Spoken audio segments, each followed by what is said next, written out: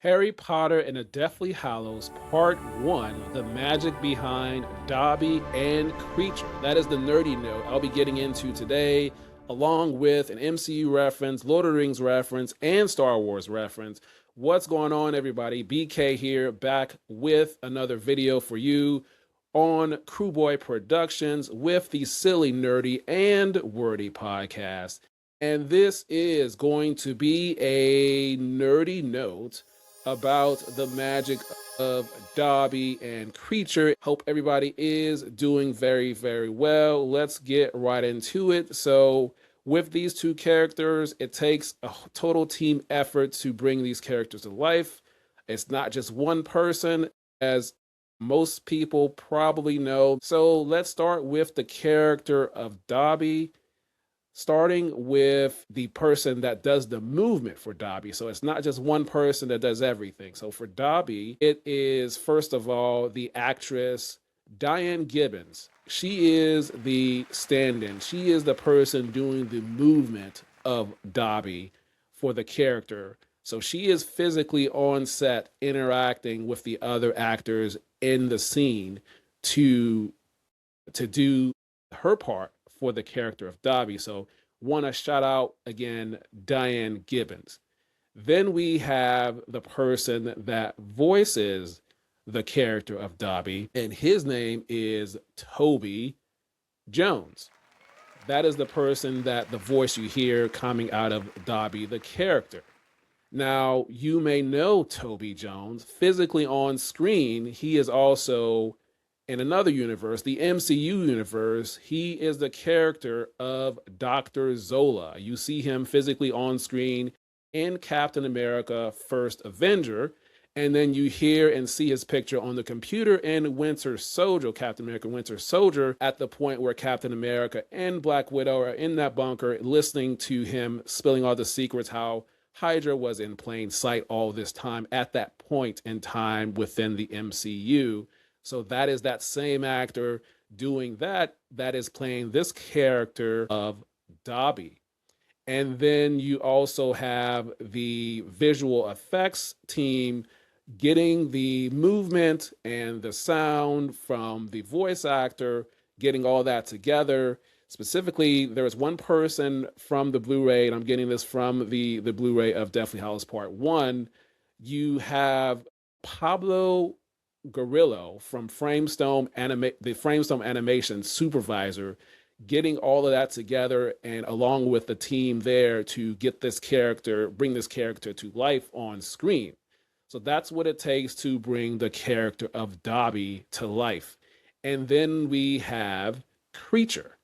Of course, Kreacher is also has a stand-in, and that stand-in for that character is Bindi Joel. Bindi Joel is the stand-in. He does the movement, the motion capture for the character of Kreacher for the actors to interact with on set. And then the person that voices the character of Kreacher, his name is Simon McBurney. He is the voice actor that does the voice acting for Kreacher.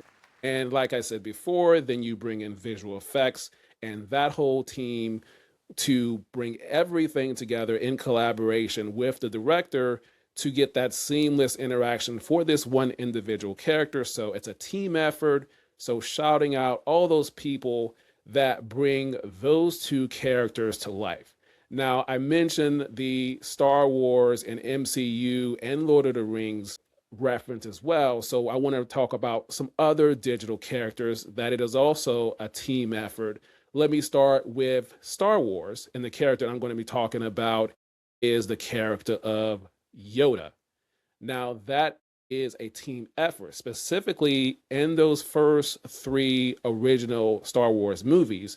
You had the puppeteers, one or two people controlling the puppet, the Yoda puppet on set for the actors to interact with. And then you had Frank Oz doing the voice of Yoda to get that. And then eventually Yoda became digital. And so, but you still had something on set for the actors to interact with. And you still had Frank Oz doing the voice of Yoda. So total team effort there.